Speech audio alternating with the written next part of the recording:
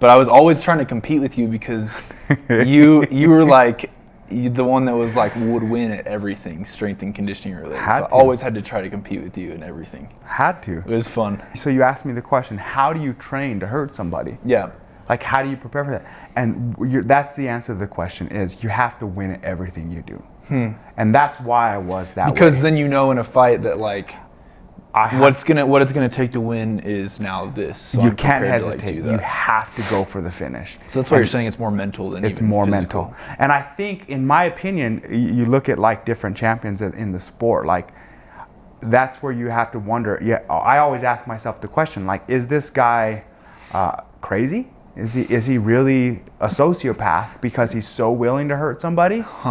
Or is it preparation that he prepared to hurt somebody? And I think there's a real question to be asked in the sport of MMA is the person that's so willingly and able to do this, is he a sociopath, or did he mentally prepare to do that? Because it's so draining. Like, even if I were to tell you, like, hey, Hayden, right now with the little jiu-jitsu, you know, I want you to get somebody in the Kimura that you learned last week, and I want you to try to break it in a tournament. Like, to get you to do that in a tournament is way different from saying get there and try to get them to tap out versus saying, no, I really want you to get there and break it. And even in like women's self-defense classes, I try to teach them like that it's not as easy as you think to even hurt somebody who's trying to kidnap you. Like, sometimes I'll have the women put just a hand on the face. Oh, I did this with Sarah. Yeah, right? with Sarah, because Sarah came with me. And at first, people are like, I don't really want to do that. Yeah. But like, you would have to be willing to do that. I was watching a documentary last night about some climbers. Which one? Is it Alex Honnold? Not. It's one of Alex Honnold's free friends. solo one? It's one of his friends, and he's in free solo. I can't remember his name.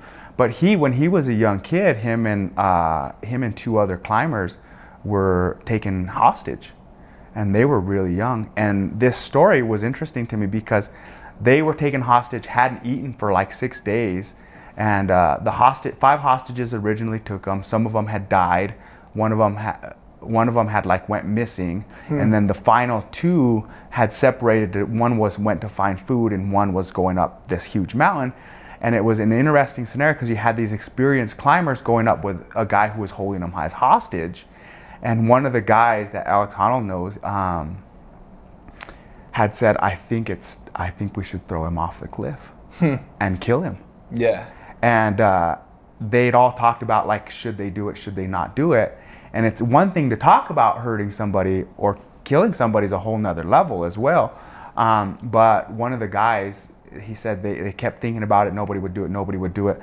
Finally, they got to like the last opportunity, or what they considered the last opportunity, and the climber decided that he was going to run at him and push him off the cliff. And he did.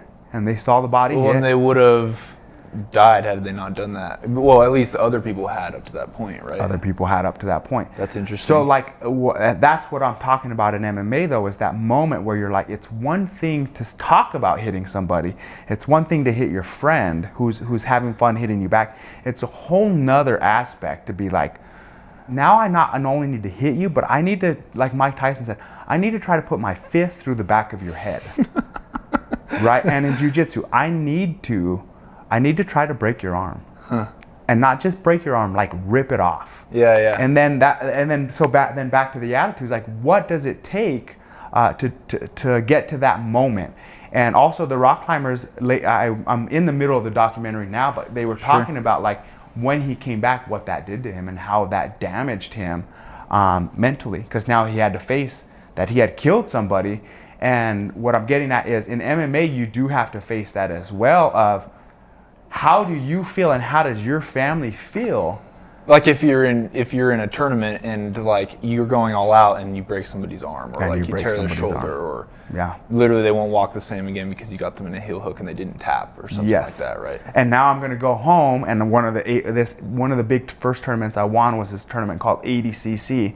It was a regional championship, and I that was probably one of the first times I really messed somebody's leg up. Really? And I felt like I had done some MMA matches, and I always, looking back, I know ADCC that is pure just it's jiu-jitsu, pure right? jiu-jitsu, yeah. So I had done some MMA matches, and I'd realized I need to eliminate the pause in my brain. Where was this after you This was after knocked? I gotten knocked out, right? I learned you have to eliminate that. And I'd started experimenting with how to eliminate that, right? Huh. And I'd practice different ways, and sometimes you need to have really good training partners who you are trying to hurt them.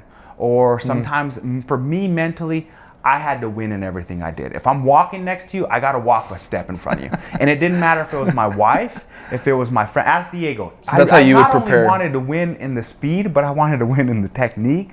I wanted to win in how long we stayed afterwards. Yeah. I wanted to win in who got home first. I wanted to win in like who finished their food for. To me, that's what it took though. So then when I really started experimenting with that, I did realize like this does make a difference. And I started to realize like when Walt Disney says how you do anything is how you do everything, it's real. It's real. I was literally just going to say that because that's the founder of the company I'm with is... It's my favorite saying. He always says, "How you do anything is how you do everything. How you do one thing is how you do all things." You know, and it's totally true. Yeah. And as you look back or as you get older, you recognize that. So I started to do that, and in that tournament, I remember just breaking it. But I also remember being excited about it, that I had accomplished this goal mentally. Because that's what it meant to win. That's what it meant to win. And then I remember showing like my wife this clip and showing my friends this clip of this leg being shattered, and you could hear it, right? And I remember seeing the look on people's face, because I would be like, no, you got to really turn the volume up, like you got to hear this.